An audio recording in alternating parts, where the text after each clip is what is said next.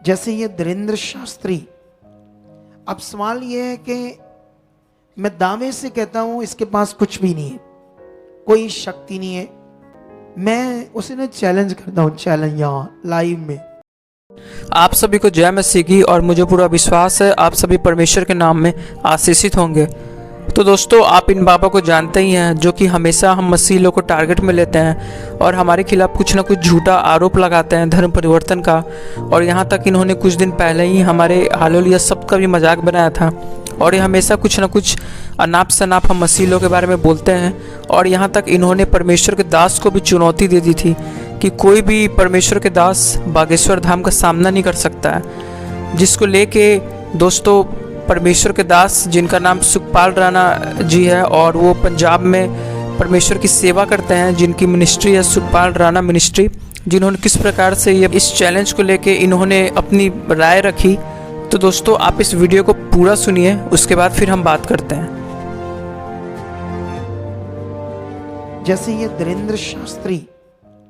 अब सवाल ये है कि मैं दावे से कहता हूं इसके पास कुछ भी नहीं है, कोई शक्ति नहीं है। मैं उसे ना चैलेंज करता हूं, चैलेंज यहाँ लाइव में। वो कहता क्रिश्चियंस के पास कुछ है तो आओ मेरा सामना करो। एरिया भी तेरा, स्थान भी जहां तू चाहता है। 5 ऐसे बीमारों को ले आना, आपकी चौकसी करनी है। क्योंकि बाइबल में एक जगह पर लिखा है तू श्रापित भी खुद होगा और आशीष भी तू खुद होगा। खुद का मतलब ये तेरे मन के ऊपर है। तू आशीष की बातों को, आशीष के लिए उन विषय को जो परमेश्वर ने कहा है, उसकी आज्ञाएं हैं, उसको ध्यान दे रहा तो तू आशीष पाएगा। लेकिन कुछ लोग वचनों को, आज्ञाओं को तोड़ देते हैं ना, कई चीजें आगे पीछे कर देते हैं, उससे हमारा जीवन क्या हो जाता है, श्रापित होता है। आमेन। इसमें एक पॉइंट है। पॉइंट क्या है? जैसे वो बाबा है ना बागेश्वर धाम का, धीरेन्द्र शास्त्री, तो उसने एक तो हालेलुया के शब्द को, पवित्र शब्द को अनंत मजाक से बोला ना, मतलब उसका अपमान किया। और काफी समय से वो बड़ी चर्चा में है। क्या करता है वो? ऐसे ही उसका सत्संग लगता है, उसमें जो भी परेशान लोग इस सोच से आते हैं कि बाबा जी की कृपा से हमारा क्या होगा, भला, तो वो एक पर्ची लिखता है। ऐसे जो भी उसको लाया जाता है बोलता है ये तेरे जीवन में, ये जीवन में तेरी प्रॉब्लम है तो जा, आज से ये तेरी प्रॉब्लम खत्म। लेकिन मैंने नहीं देखा उसके जो भी वो धाम लगाता है कि जितने लोगों की उसने पर्ची निकाली, बाद में उनकी गवाही दी गई हो कि हाँ ये उनकी चंगाई होगी, ये इनका भला हो गया। मैंने ऐसे नहीं देखा, ठीक है। लेकिन हम लोगों को वो हमेशा ऐसे बोलता है, परमेश्वर के लोगों को, क्रिश्चियंस लोगों को, कि ये झूठे हैं। ये मतलब भोले वाले लोगों को लालच देकर, ऐसी झूठी मनगढ़ंत कहानियां बनाकर कि ये हो गया वो हो गया, ऐसे कामों से लोगों को फुसलाकर क्रिश्चियंस बनाते हैं। जबकि एक चीज आप लोगों ने सीखनी है। सबसे पहले मैं ये बाद में बताऊंगा आपको चीज यीशु के बारे में। कभी आप सुनते थे तो क्या महसूस होता था, ये क्या रास्ता है? आपको इसके बारे में बुरा लगता था सुन के या अच्छा? अच्छा नहीं लगता था। अच्छा नहीं लगता था ना जी। ये चीज सुन लो आप लोग। ये जब आप बीमार भी थे तब भी अच्छा नहीं लगता था, है ना? नहीं लगता था। तो जब आपके पापा जिंदा थे, ठीक ठाक थे, तब तो और अच्छा नहीं लगता था, नहीं लगता था, है ना? आपने इस बात पर ध्यान देना है, ठीक है। सोच कर देखो, ये रास्ता अच्छा नहीं लगता था। क्यों? क्योंकि जो धर्म के ठेकेदार होते हैं वो लोग उन लोगों के दिमाग में ना गलत शिक्षा, गलत चीज़ें, नफरत की चीज़ें ऐसी बोल बोल के उनके दिमाग में डालते हैं। और ये नेगेटिविटी से, किससे है? अब सोचने वाली बात है पूरी पृथ्वी पर जो लोग हैं उनको अलग अलग ईश्वरों ने बनाया, अलग अलग भगवानों ने बनाया है, या एक ही परमेश्वर ने बनाया है? ये पहले सोचना बड़ा जरूरी है हमारे लिए। ये दुनिया को समझना क्या है, बड़ा जरूरी है कि हम सबको एक ने बनाया है या अलग अलग है बनाने वाले। हम सबको बनाने वाला एक है, ठीक है। जैसे आप किसी भी धर्म की बात लो तो उसमें अगर उस धर्म में ऐसे कहा जाता है कि वो इनविजिबल गॉड, जिसको हम देख नहीं सकते, जिसने जन्म नहीं लिया सबके ऊपर, जिसको कभी किसी ने नहीं देखा, अगर ऐसी बातें हैं तो वो ठीक कर रहे हैं उसके लिए बातें, उस परमेश्वर परमात्मा के लिए ये तो ठीक बातें हैं। लेकिन वो क्या है, उसकी पहचान क्या है, वो कौन है, ये लोगों को समझ नहीं आता, जिसकी वजह से वो अपने बनाने वाले से क्या रहते हैं, दूर।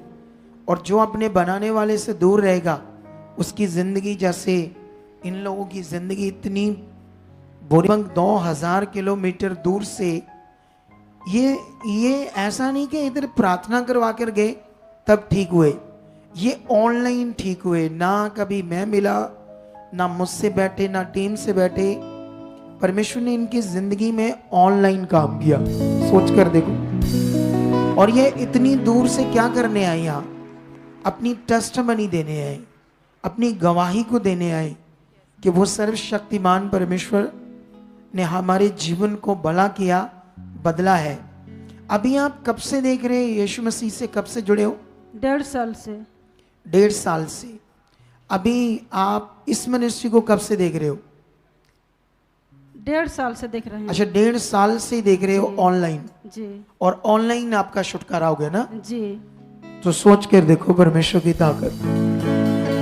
हम ना कभी बैठे, ना हमने कभी बात की, ना कुछ पॉइंट समझाए, ऑनलाइन सुनते सुनते इन्हें समझ आ रही परमेश्वर कौन है। यहाँ बड़ी बड़ी टेस्टमनी, बड़ी बड़ी गवाहियाँ सुनकर इनका विश्वास बढ़ता गया यीशु के प्रति। और उसके बाद जब प्रार्थना होती है ऑनलाइन भी बीमारों के लिए, उसको इन्होंने रिसीव किया और आज अपनी इतनी दूर से आकर गवाही देने आए। तारीफ करो इस बड़े काम के लिए। जो मैं पहले बात कर रहा था कि हम सब एक परमेश्वर है सर्वशक्तिमान, सब कुछ उसने बनाया। क्या बनाया है? सब कुछ उसी ने बनाया है। सब कुछ उसने बनाया है, ठीक है। एक बात याद रखना, लेकिन हर जो इंसान इस पृथ्वी पर पैदा हुआ है वो किसका बनाया हुआ है? उस परमेश्वर का, ठीक है। लेकिन उस परमेश्वर के बारे में उसे जानना, उसके साथ मिलाप करना, यही उद्धार है, यही मोक्ष है। लेकिन बाइबल में एक जगह पर एक वचन है, मैं आपको पढ़ाता हूं। ये बड़ा विषय है समझने के लिए। जैसे ये धीरेन्द्र शास्त्री, अब सवाल ये है कि मैं दावे से कहता हूं इसके पास कुछ भी नहीं है, कोई शक्ति नहीं है, ये ढोंगी है और एजेंसियों का प्लांट किया हुआ एक बंदा है, ठीक है। मैं उसे ना चैलेंज करता हूं, चैलेंज यहां लाइव में। वो कहता है क्रिश्चियंस के पास कुछ है तो आओ मेरा सामना करो, दिखाओ कोई शक्तियां हैं आपके पास। मैं उसे ना आज इस पुलपट से सच्ची लाइव में बोलकर चैलेंज करता हूं, ठीक है। उसको बोलता हूं कि एरिया भी तेरा, स्थान भी जहां तू चाहता है, 5 ऐसे बीमारों को ले आना, ऐसे बीमारों को, 5 बीमारों को, और बुरा हाल हो उनका, ठीक है। स्थान भी उसका, मैं जाऊंगा वहां, वो भी आएगा वहां, ठीक है। चैलेंज ये है कि तू भी अपना जो भी तेरे पास उनको ठीक करना और मैं भी करूंगा, और देख लेंगे सच्चा परमेश्वर किसके पास है। ये चैलेंज है इसको। लेकिन सवाल ये है कि ये बात लोग काट कर इतना फैला दो यूट्यूब सोशल मीडिया के द्वारा कि बात उस तक जानी चाहिए, उसको पता लगना चाहिए कि किसी ने हाँ तेरा चैलेंज एक्सेप्ट किया है। लेकिन वो जो भी बीमार होंगे, मुझे 1 घंटा चाहिए उनके लिए दुनिया के सामने लाइव। मैं आधा पौना घंटा कुछ बातें बताऊंगा। मैं जानता हूं वो लोग कभी भी यीशु पर विश्वास नहीं करेंगे, लेकिन मैं कुछ जो भी सिखाऊंगा, क्योंकि परमेश्वर लॉ के हिसाब से काम करता है। बस 1 घंटा चाहिए वहां या आधा घंटा चाहिए, उसके बाद देखना फिर खुदा जिंदा है या नहीं। हालेलुया। 1 कुरिन्थियां ये 1:19 पढ़ता हूं मैं। ऐसे लिखा, मैं ज्ञानवानों के ज्ञान को नष्ट करूंगा और समझदारों की समझ को तुच्छ कर दूंगा। ये दुनिया रचने वाले परमेश्वर ने कहा। ये वो ज्ञानवान जो जैसे धीरेन्द्र शास्त्री, ऐसे और भी हो सकते हैं, जो जहर उगलते हैं ना, जो इंसानियत से प्यार नहीं करते, क्योंकि यहां सबसे बड़ा धर्म है इंसानियत। अगर कोई संत है तो इंसानियत से प्यार करे, इंसानियत से प्यार करना सिखाए।